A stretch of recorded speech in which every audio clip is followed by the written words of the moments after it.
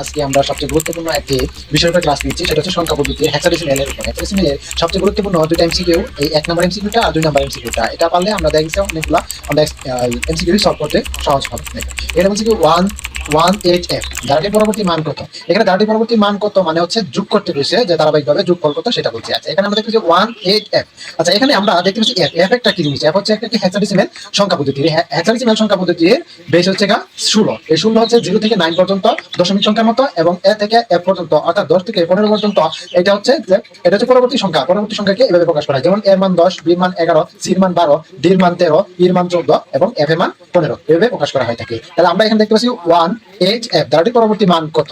আচ্ছা, এখানে আমাদের তো বলছি আমরা যে আগে যে দ্বারা অঙ্ক করছি সেম অঙ্ক, এখানে দ্বিতীয় সংখ্যা থেকে প্রথম সংখ্যা বিয়োগ করব। দ্বিতীয় সংখ্যা থেকে প্রথম সংখ্যা বিয়োগ করলে বিয়োগফল কত 7। সেম এখানে সে 15, 15 থেকে 8 বিয়োগ করলে হচ্ছে 7। তাহলে তারপর যে পরবর্তী সংখ্যা বলছে তারকে আমাদের কি করা হবে, 15 থেকে 7 যোগ করা লাগবে। তো যোগ করলে আমাদের ফল আসছে কত 22।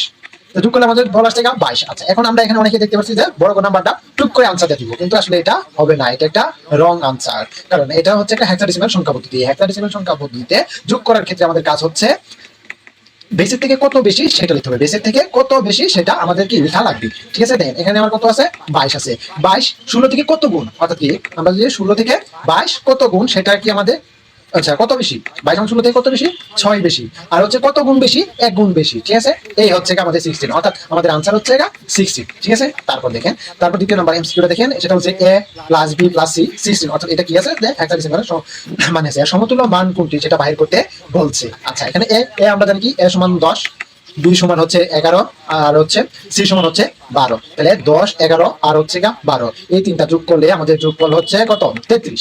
33 কি আছে হেক্সাডেসিমাল আছে। আচ্ছা, এখানে আমরা কোন নম্বরে দেখতে পাচ্ছি যে 33 কি অক্টাল আছে। আচ্ছা, হেক্সাডেসিমাল আর অক্টাল কিন্তু সেম মান হতে পারে না, তার জন্য এটা হবে না। তারপর দেখি ছোট কোন নাম্বার আছে a b c। আচ্ছা, আমরা স্বাভাবিকভাবে যেহেতু যোগ করছি তাহলে কি এটা কোনো সময় 10 11 12 এরকম যোগফল হওয়ার সম্ভাবনা আছে, কোনো সময় সম্ভব নয়, তার কারণে কি আমাদের এইটাও বাদ। তারপর আমরা চিন্তা করি যে এটা আছে সিবিএ, অর্থাৎ সেম ক্যাটাগরিতে আছে, তার মানে কি এটাও না হওয়ার সম্ভাবনা আছে, কিন্তু শুধু রয়েছে ক নাম্বার। খ নাম্বারটা হ্যাঁ, খ নাম্বারটা আমরা কি চোখ বুঝে আনসার দিতে পারি, তারপরে আমরা কি সেটা কি সত্য কিনা সেটাও আমরা একটু দেখতে পারি। আচ্ছা, ঠিক আছে, দেন 33। আচ্ছা, আমরা আমার যে অফলাইন বিএসএস স্টুডেন্ট আছে তাদেরকে আমি একটা টেকনিক দিছি, সেই টেকনিকটা হচ্ছে যে 1 2 4 8 16, অর্থাৎ কি 1 এর পরে 2 এর ডাবল 4 4 এর ডাবল 8 8 এর ডাবল 16 16 ডাবল কত 32। এভাবে কি আমরা ধারাবাহিকভাবে মান বাড়াই, আর যে কোনো সংখ্যারই আমরা কি হেক্সাডেসিমাল বা যে কোনো সংখ্যার আমরা কি বাইনারি মান বাইর করতে পারবো সহজেই, খুব সহজেই।